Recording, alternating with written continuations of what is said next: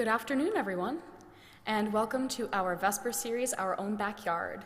We've spent the last several months enjoying the music of musicians from the mid-Michigan area, and today is no exception. Ruth Stewart Borroughs grew up at Memorial, and we are overjoyed to have her back in her hometown to share the music that she loves with us. So Ruth Stewart Borroughs began studying oboe in Midland with Dr. Vernon Stenger. She has a bachelor's degree of music from Central Michigan University, where she studied with Roger Ream, and a graduate degree from Manhattan School of Music, where she studied with Joseph Robinson, the former principal oboist of the New York Philharmonic. After completing her education, she performed with the Mexico City Philharmonic. She spent many summers performing all over the world, including in Italy, in Austria, and the former Soviet Union. She has performed with the Monterey Symphony and on English horn and oboe since 1995. She has performed with most of the Bay Area orchestras, including the San Francisco Symphony and the San Francisco Ballet. Currently, she plays oboe and English horn with the Sacramento Philharmonic and oboe with Sacramento Opera and Ballet. She also maintains a full teaching studio at Forest's Music in Berkeley. She feels privileged to be a part of the music world and is happy to be back where it all began. So without further ado, please give a warm welcome to Ruth Stewart Borroughs.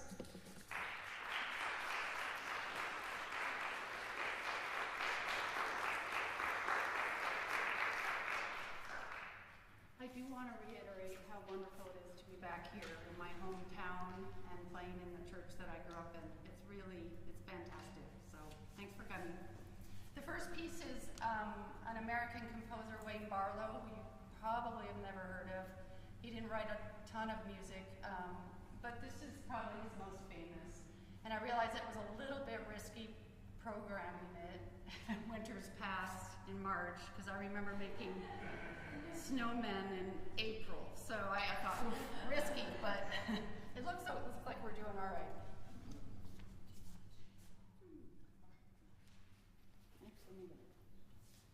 I will too.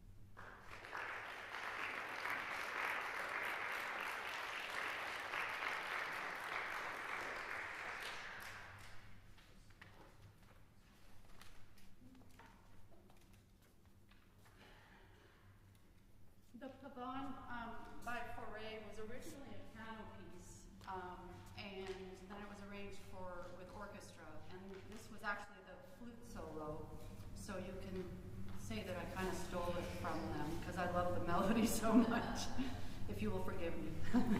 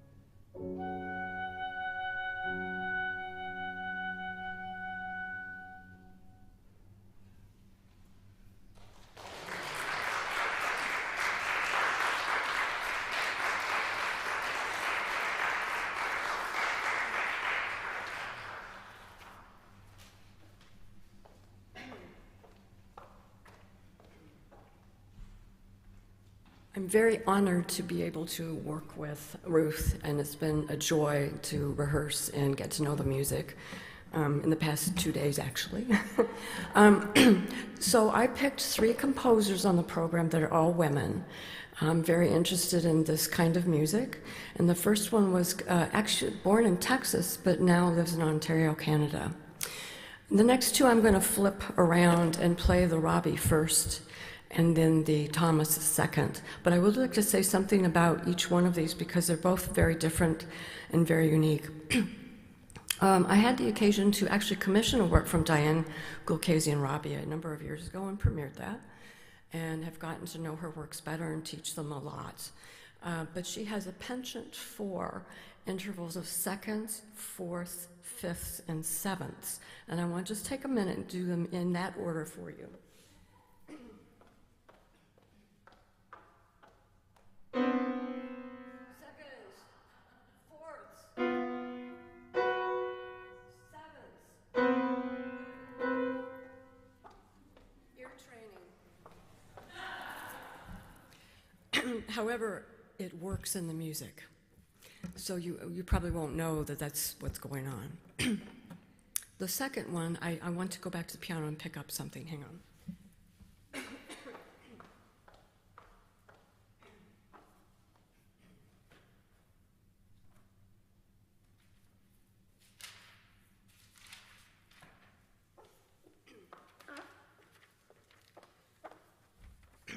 The second composer, Jennifer Thomas, by the way, these are all living composers. Nobody's dead yet. It lives in Washington State, my home state. She lives in Sequim, which is outside of Seattle.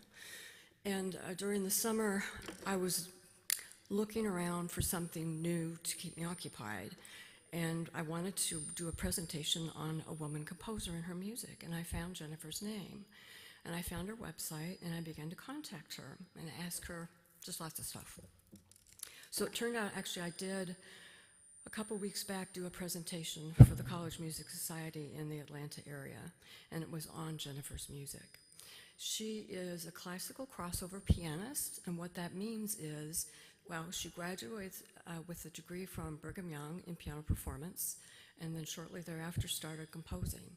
She's known for her video productions, which features her playing the piano with other instruments and interweaves oftentimes orchestra. You'll see actual orchestral excerpts of orchestra playing. Most notably, she would be remembered for The Fire Within, which is a 2-piano work, which is filmed in the Sahara Desert somewhere, wherever, and at the end features a burning piano. So we go. But from this, it's true. She said it was old anyway. From this collection, The Girl in the Mirror was written at a time in her life where she was going through some philosophical decisions and emotional decisions, and this piece was written. And she wrote a poem to go with it, and I'd like to read the poem. The Girl in the Mirror. The girl in the mirror looking back at me, imperfect and scarred, for all to see. Years of hate and breaking down, always wondering if she'll drown. In a sea, loud or high or rough, she gags for air. Am I enough? A gift of light, a gift of love, she glimpses her reflection from above. Up she rises, eyes now open. Now she finally sees that she's not broken. The girl in the mirror looking back at me is not imperfect or scarred, you see. She is beautiful, triumphant, and she is tough. She is capable, and she is enough. The girl in the mirror is finally free. The girl in the mirror is me.